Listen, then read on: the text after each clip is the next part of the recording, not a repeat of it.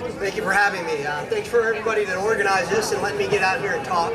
Again, my name is Brian Chu. I'm the Executive Director and Founding Farmer for Second Story Gardens.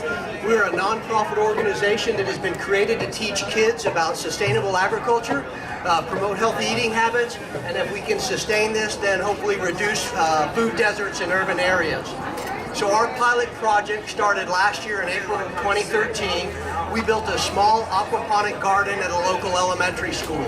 Now, for those of you that aren't familiar with aquaponics, that's a combination of aquaculture, which is the raising of fish, with hydroponics, which is the raising of plants without any soil. And what we do is we take the fish, and as the fish live and breathe, they create ammonia. Sorry, help me out here. Thank you. Again, as the fish eat and breathe and poop, they create ammonia.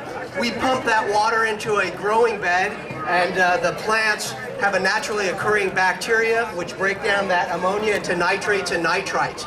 And they use that as fertilizer, and they return clean water back to the fish. So this is a closed loop system where the only thing that, the only input is fish food. Now, in this garden at the elementary school, we're growing koi, but you could use trout, tilapia, whatever type of food fish.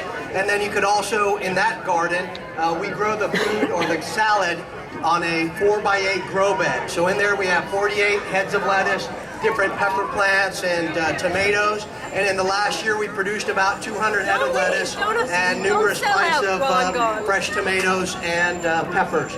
Now, an interesting point here is that the kids then get to see the different inputs that go to the garden. You can't use any type of chemicals because that adversely affects the fish. If you don't take care of the fish, the plants don't do well. So again, it's a closed loop system. Now, to advance that cause, we just partnered with a middle school, and we're going to build them an aquaponic greenhouse on property. Now, the kids will be responsible for maintaining and growing this, as well as they have a STEM certification. I don't know if you all are familiar with STEM, but that's science, technology, engineering, and math. We're going to build this greenhouse there. For the science, obviously, all the chemistry that's involved in raising the fish and the plants will be used.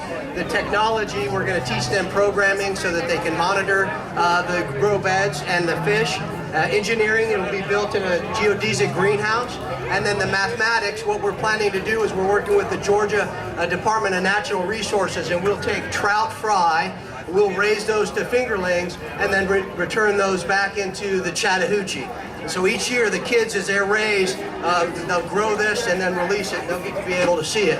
Our third plan, our project or goals, will be to then get this into a high school.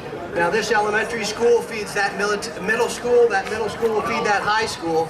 And so kids, as they're raised from 6-year-olds on up to when they graduate, they'll be introduced to this and get to see it as they grow.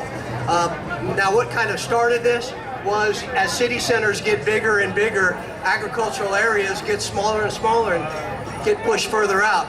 And so I have a big question, or the big question that drove this is, who's going to be growing food for us later on? And I don't think we really want Monsanto growing all our food for us. No. So we need the local people to begin to grow. So we're growing salad bars at school. If you know of anybody, any schools that want it, we're on Facebook. Like us on Facebook, secondstorygardens.com. And like us, go out there. All my contact information is there. We'd be happy to grow a salad bar at your school. The kids do it, they learn from it. If they want a snack, they go out and grab fresh strawberries and they snack on the fresh strawberries. And then they get to harvest the food and do whatever they want with it. So thank you all very much, and thank you for letting me have a few moments.